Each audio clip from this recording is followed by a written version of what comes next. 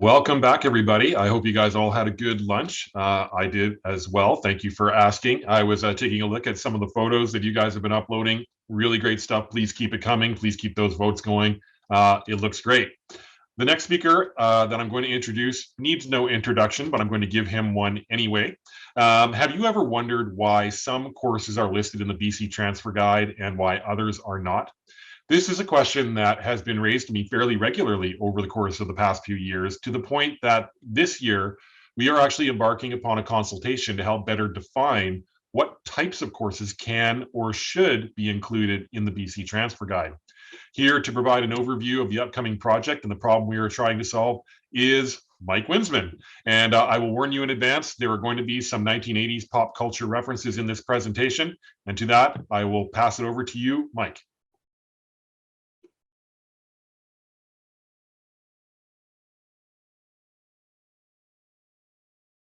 All right, thanks for that fabulous introduction, Mike. You're doing a great job hosting Jam today. Keep up the good work. All right, I want to thank everybody for coming back from our from lunch hour. And this session is titled Defining What Courses Should Be Included in the BC Transfer Guide. Now, I'm actually going to talk about something that you might not have expected as part of this presentation. I am going to talk about evolution. No, not the origin of the human species. I am going to talk about the evolution of the BC transfer system and how the transfer system continues to evolve as we keep moving forward and expanding pathways to support student mobility. Now, I am not the oldest person in the office, but I have been in the office the longest outside of one other individual who shall remain nameless. So I've been at BCCAT for a long time. And so in many ways, I am the institutional memory of the organization. And when I first started at BCCAT, we had a director named Frank Gellin. And whenever there was an issue or something that some kind of problem that we needed to tackle, Frank had a catchphrase.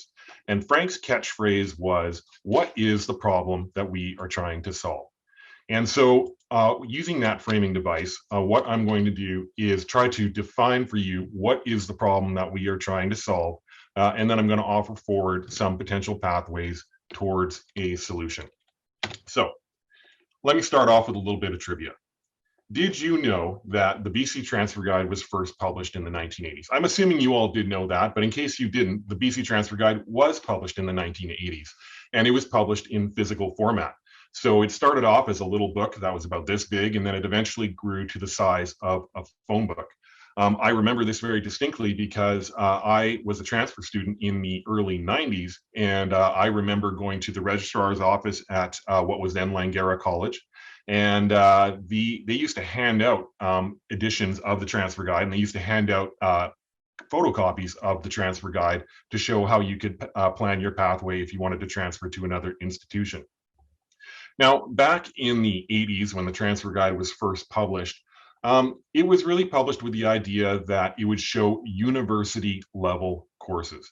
The idea being that you could take courses at a college, they would be considered university level, and then you could transfer them to a degree program at the university of your choice. This was back in the 1980s. It was a lot easier to define what a university level course was. I think we can all agree it was a simpler time for everyone. You guys should all remember what movie that is from. If you don't, I am deeply, deeply ashamed of you, or also just feeling very, very old. That's obviously The Breakfast Club. You can perhaps put in the chat which character you most identified with as part of that coming of age film. The BC transfer system and evolution. So I did say I wanted to talk about evolution. And in the 1980s, the BC transfer system basically consisted of public institutions. And in its most simplest format, you could describe that as saying that colleges would send students and universities would receive students. However, whenever you are involved in systems, and if you've ever studied systems thinking, Peter Senge is a famous academic who's written a number of books about systems thinking. The idea is that systems do need to continue to evolve, because if they don't continue to evolve, they run a number of risks. And one of the biggest risks they run is devolving into a state of inertia. And when a system locks into a state of inertia, it can no longer move, it can no longer change, it can no longer adapt. And if a system can no longer adapt, it runs the very real risk of extinction. Now, I'm not here to tell you that the transfer system is on the verge of extinction, even though sometimes I feel like a dinosaur. But I am here to tell you that the system does need to continue to evolve if we are going to meet the needs of the current digital student. So how has the transfer system evolved? Well, it has evolved a fair bit, both in the time that I've been here as well as the time before. Since the 1980s, we now have private degree granting institutions that are part of our system. We have out of province members. We have Yukon University. We have Athabasca University. The BC Transfer Guide is obviously not published anymore. It is available fully online, as we all know, and it's updated every day as new agreements come in. All institutions are sending and receiving now too. You know, it seems kind of odd today that we used to have a system where only some schools performed what we call sending functions and other schools performed receiving functions. And about 10 years ago, I helped lead a consultation with the system to open up the transfer system so that all institutions could be listed as sending and receiving. Seems crazy that we would have ever done it in any other way, but that's the way it was when I first started at BCCAT. And as you all know, last spring, we went live with the Pan-Canadian and international equivalencies. We're the first jurisdiction to start publishing equivalencies from outside of British Columbia and outside of Canada. So the system has continued to evolve. But what is quite interesting about this evolution is that all of this change has happened in the absence of any actual formal definition of what courses should be included in the BC Transfer Guide. So we have relied on the norms of the transfer system, but there's never actually been an attempt to define what courses should be included in the transfer guide and whether we are actually including the right types of courses for articulation. So today, as we all know, students move in every direction. It is very possible for a student to start in English as additional language, move into adult basic education, go on to do their bachelor's degree, then go on to their master's degree, and eventually finish a PhD. And there are numerous pathways that are available to them to help smooth this transition. And yet through all of this, the course-to-course guide still maintains a loose definition that courses in the transfer guide should be university level. However, what is clear is that this guideline isn't sufficient any further to define our current transfer system. So I started at the beginning by asking the question, what is the problem? The problem is that we need to define what courses should be included in the BC Transfer Guide. Now, you might be saying, well, why is this a problem? I don't think that there's a problem. Well, there are a number of issues that arise in the absence of a formal definition for what courses should be included. One of them is that there is an assumption that every course in the BC Transfer Guide is a university level course, because that has been a norm of our system since basically inception. There are various disciplines out there that offer non-credit-based courses and programs that can now ladder into credit-based programs. And we've even seen examples of courses that are not for credit being awarded first or second year courses due to the assumption that because it was submitted for articulation, it is a university level course. I'll give you an example from about 2 years ago, where an adult basic education course at the advanced level, which is effectively a grade 11 course, was inadvertently submitted for articulation. And one of the institutions came back and offered second year university level credit for it. And when I raised the question about this articulation, they made the assumption that because the course was submitted, it must be university level. Obviously, a grade 11 course is not the same as a second year university level course, but they were working off of one of the norms of the system, and that can sometimes lead to unintended consequences. The most important thing when it comes to articulations is ensuring that the articulations are accurate, because we want to make sure that we do not have an impact on student success. If a student is receiving credit for courses of which they have not achieved the outcomes, it can have an impact on their ability to be successful as they progress through their studies. And we want to avoid that problem as much as we can. So that is the problem as we have defined it. So what is the solution? Well, we're going to do the classic academic thing. What are we going to do about it? We are going to strike a committee. So many of you know that we have a council here at BCCAT, and underneath our council is we have a number of standing committees. And one of those committees is the Transfer and Articulation Committee, the TAC as we call it, or TAC as we call it internally. And this is the committee that oversees all matters related to transfer and articulation. Under this committee, we have formed a subcommittee that will be tasked with tackling this particular issue. We are currently made up of members of council, of members of TAC, as well as members from the BC transfer system community. And the purpose is to help formalize guidelines for the types of courses that should be included in the BC Transfer Guide, not only today, but with an eye towards the future. So it's not enough just to capture what's going on today, but we need to be cognizant of how higher education is changing so that we can make sure that the transfer system continues to meet the needs of the mobile student. So what is the scope? If you've ever done a project or of any type, you'll know that defining the scope is very, very important. This is the scope that we have identified. It obviously will include all BC transfer system institutions. We're going to be looking at courses offered for academic credit. So there's not going to be any change in taking a look at those courses, but we're also going to be taking a look at courses that are offered for credit, but that are not currently articulated. About 2 years ago, we did a study taking a look at what courses are not articulated. And we were somewhat surprised to note that there is a fairly large number of courses that are offered at institutions that could be articulated that have not been articulated. So we'll be taking a look at that. The other thing we'll be looking at is non-credit courses that are offered at BC Transfer System members. These are courses that might be offered through continuing studies. They might be offered through adult basic education or EAL. These are courses that in some cases have laddering opportunities that allow students to move into degree programs. We'll be taking a look at that. And we'll also be taking a look at records of decisions for equivalency from non-BC Transfer System members. This includes out of province as well as out of country equivalencies. So that is the scope of what we are going to be looking at when trying to define what courses should be included in the transfer system. There is certain things that are out of scope, and sometimes when you're defining your scope, it's actually almost more helpful to define what isn't in scope. What is out of scope is articulation for courses at non-BC transfer system members. So institutions must still be a member of the BC system in order to have their courses considered for inclusion in the transfer guide. We're also not going to be looking at courses that are offered at private institutions that are not part of a degree quality assessment board approved program.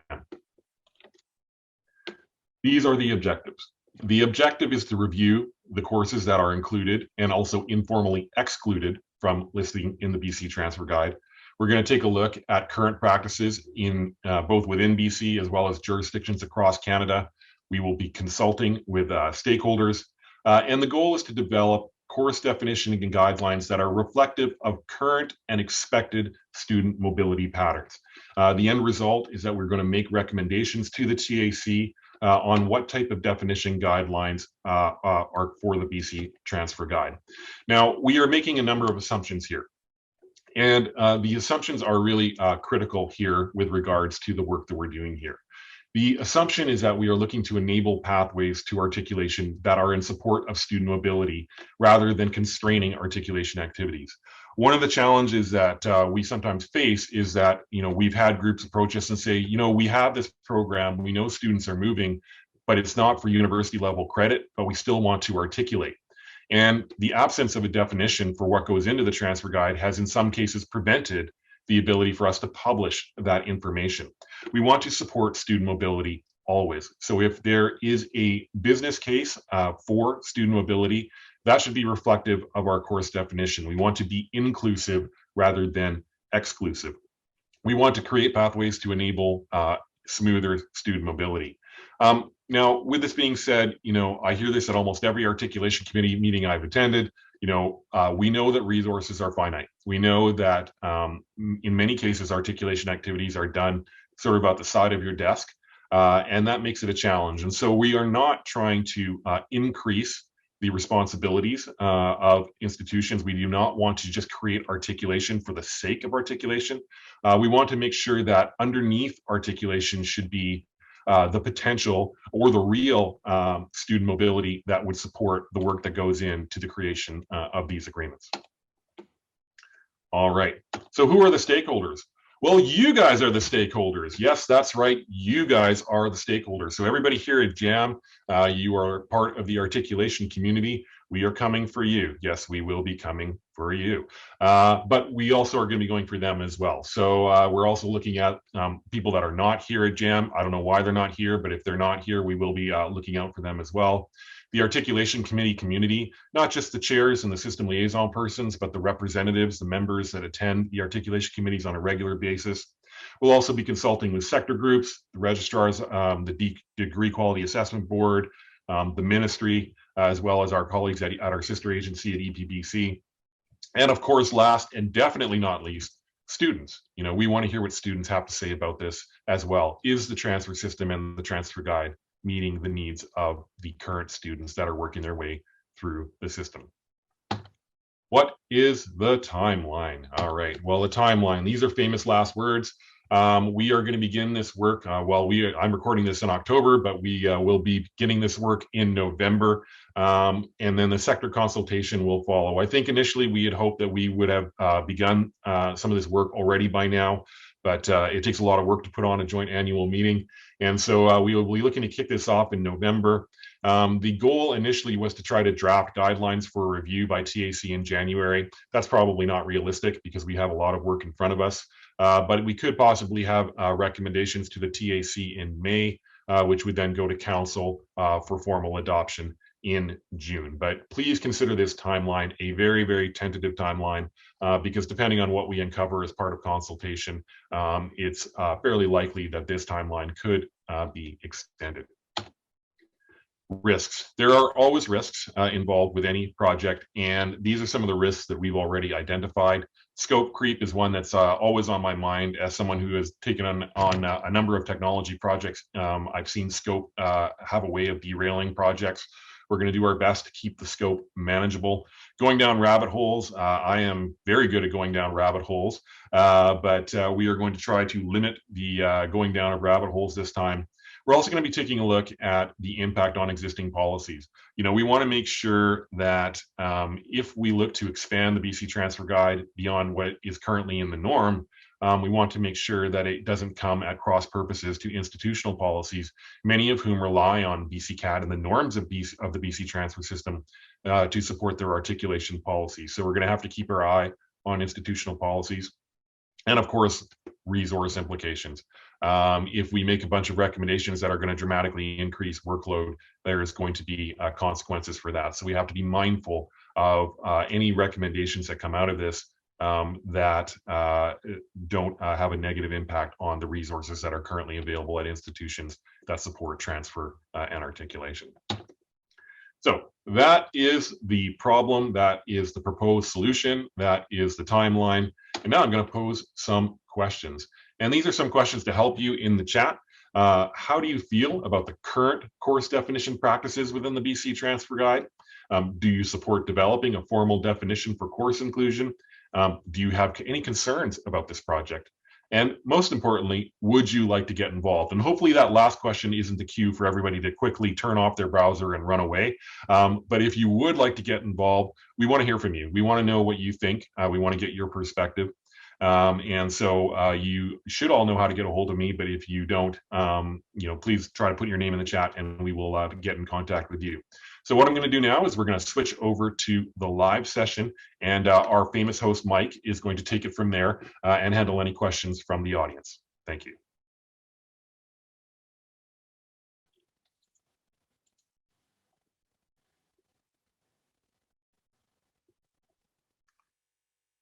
Okay. Thank you very much, Mike. Excellent presentation as always. So thank you everybody for all the comments in the chat. Some of them were actually even related to the content of the presentation.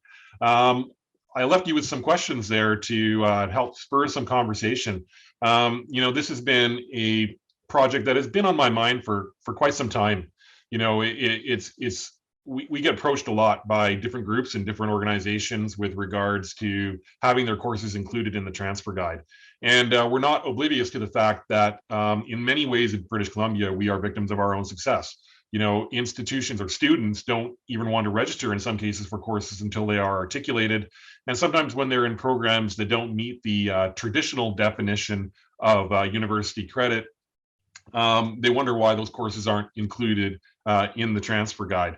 I guess my question for the audience out there is the current transfer guide meeting the needs of institutions and the programming that is offered at your schools? That's a question I'd be interested to hear if you have any answers or thoughts in the chat. I see a comment here from Karen Langan. She would be very interested in the discussion about potentially including continuing education courses in BCCAT. And I think that that's a really good point, Karen. Continuing education programs in many institutions are now being built with bridges and laddering opportunities into degree programs. So while they might not have initially been conceived as degree granting or degree credit or academic credit, we are seeing institutions take advantage of creating programs that can meet the needs of both continuing education students as well as ladder into academic programs. So yeah, I think that is going to be part of the discussion. I absolutely do. The real question then that will probably come out of that is, well, how do you determine what continuing education courses might be eligible for articulation and what might not? And I think that that's part of the consultation and some of the feedback that we want to receive from the audience. Thank you, Wilma, for your comment regarding BC's leadership in articulation and transfer. I meant what I said at the top about how systems do need to continue to evolve. If we are not continuously changing, if we are not continuously improving upon the work that we do and expanding upon the work that we do, then we do run risks of becoming obsolete. I don't think that we're going to become extinct, but we want to make sure that we are making sure that the transfer system, at least BCCAT as stewards of the transfer system, making sure that it continues to evolve in the right direction. I see from the chat that there is a fair bit of pressure from schools to accept continuing education courses, particularly in the area of business. Yeah, I understand that, and I've heard that before. And so that's part of the reason why I think that this work is timely. See, there's a question from Lisa Middleton from JIBC. JIBC has quite a few students wanting to transfer in various non-traditional sources of education, and JIBC offers courses leading to the same professional certificates and licenses, and you'd like to articulate the training of those courses. I think that that's a great comment, Lisa. JIBC is a great example of an institution that has a very broad and unique set of programming, and not every school offers that programming. And so as a result, the volume of articulations for JIBC programs and courses is a lot lower than you might otherwise expect. BCIT is in a similar boat. They are one of the largest receivers of transfer credit, yet their presence in the BC Transfer Guide is much smaller than you would think. Largely because of the different delivery model that they offer to their students. I think it's an excellent model. They offer many cohort-based programs, but as far as lending itself to those nice boxes of sending courses and receiving courses, it's not always the easiest fit. All right, I'm looking over to the chat. Maggie's has a comment about articulation of EAP. What's interesting is that even in the absence of a course definition, we have been making steps to try and be more inclusive. So I mentioned in the earlier session on technology, the inclusion of adult basic education courses and the development of that transfer grid. Jen was showing how we are including records of decisions from outside of British Columbia and outside of Canada. That's another example of expansion. And the work we're doing with the English as additional language transfer grid, which is going to be launching this fall or later in this year. That's another example where there are articulations in place, and we want to make sure that there is greater visibility in the transfer guide than what is currently in place. Taking a look over at the chat, there are new members in BCCAT in recent years. How often does BCCAT introduce new members to the TCS? And what is the criteria for institutions to be included? Well, whenever there is a new member of the BC transfer system, first of all, in order to become a member of the BC transfer system, an institution needs to have been given consent by the Degree Quality Assessment Board and by the Minister of Advanced Education, Skills and Training, and Skills Training. to offer a degree program, whether it's an associate degree program or an undergraduate degree program. Once that has happened, they are eligible to become a member of BC Transfer System. There isn't a membership fee, but we do ask them to sign a letter of assurance. And from that point on, they would be introduced to the TCS, the transfer credit system, which allows them to articulate on a course-by-course basis. Our full policy you can actually find on the BCCAT website. There hasn't been a lot of new members over the last few years. The Native Education College was the last institution to join us. But there was a fair number of institutions joining us in the mid 2000s to early 2010s, where we saw a number of private institutions join and become members of the transfer system. There's a comment from Peter Dewitt from Royal Roads University. Let's remember the options of PLAR, which is prior learning assessment and recognition, and course challenge as a way for students to enter the credit-based program environment from non-credit-based experience. Yes, absolutely. PLAR and course challenges have been levers and mechanisms that students can use to try and gain credit from other non-credit experiences. And I'm glad that institutions have those levers in place. But it would also be nice to see them be able to use, the regular course articulation process as well. I think that we want to make things easier. I think that when it comes right down to it, I wasn't being facetious when I said last but not least, we do want to talk to students. Students are actually at the crux of all that we do here. And so making sure that we can make that pathway as smooth and transparent as possible really is the ultimate goal. All right, we are rounding out to time. It is now just near the half past the hour. So what I'm going to do is I'm going to bring this one to a close. It's a bit of a challenge to balance back and forth between the chat and the questions, but I really do appreciate all the feedback. If you'd like to be involved further in this project, I really would appreciate you reaching out to me. You can send me a message through Whova, or you should all have my email address. If you don't, I'm sure you'll know how to get in contact with me. Like I said, this work is going to kick off for real in November. I expect this consultation is going to take a little while, so it's not like we're going to make a decision overnight. We want to hear from the transfer system so that we can make sure that the system continues to evolve to meet the needs of the ever increasingly mobile transfer student. So with that, I'm going to draw this session to a close. Our next session will start at 1:45. I will be introducing my colleague, Dr. Fiona McQuarrie. Thank you.